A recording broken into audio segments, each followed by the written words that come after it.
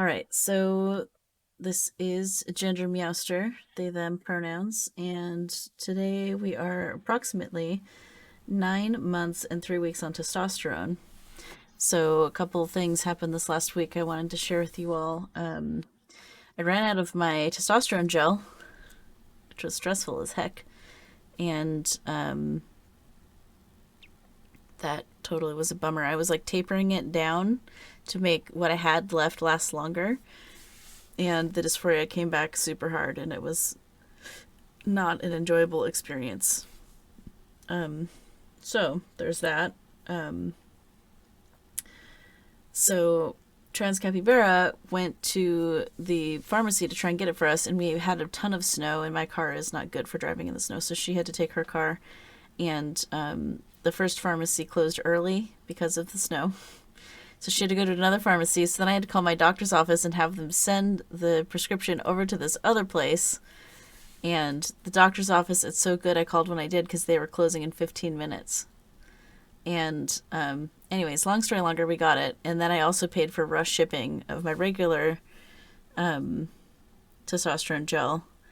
So we got like an emergency pile of it that was like $100 for a 10-day supply, which is just ridiculous because we had to pay out of pocket.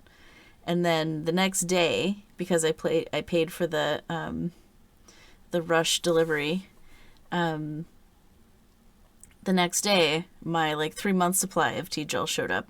So now I have mountains of testosterone gel.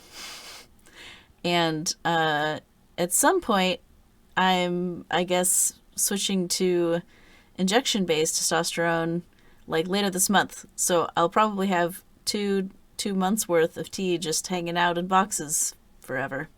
But you know, it's great to have backups if you run out. So I'm not mad about it. I'm just like, I wish I had I wish it was easier on everyone. I thought it was set up on auto refill, but it wasn't. So, you know, if you're trans and neurodivergent, like a lot of us are, make sure if you think your meds are on auto renew that they actually are. Because dysphoria is a bummer. Anyway, so that's one thing that happened. The other thing I wanted to share with you all this week is I had a dream this week about my body parts being different than they currently are, and spent a couple hours doing some research. And what that means is looking at subreddits with information about certain types of surgeries. And I gotta say, today at least, I don't feel like any of the surgery options are actually advanced or sufficient enough for what I'm wanting or hoping for, which was really disappointing. And I had like a whole big sad about that. And so I'm trying to stay focused on the switch to injectable testosterone later this month, and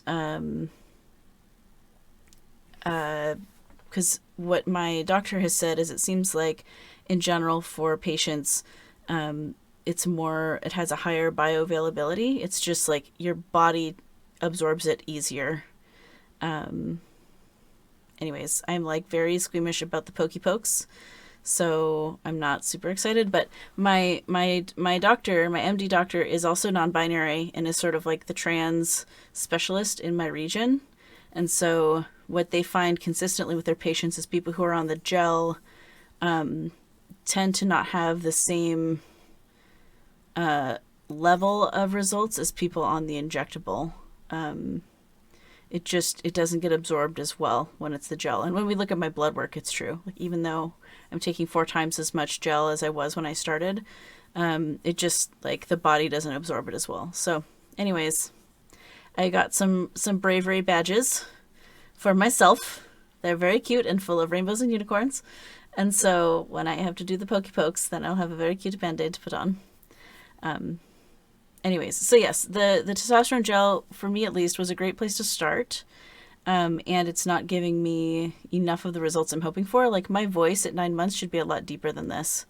And it has taken longer because I've been on the gel instead of on the injectable tea. So anyway, we'll see how my voice drops on injectable. Whee!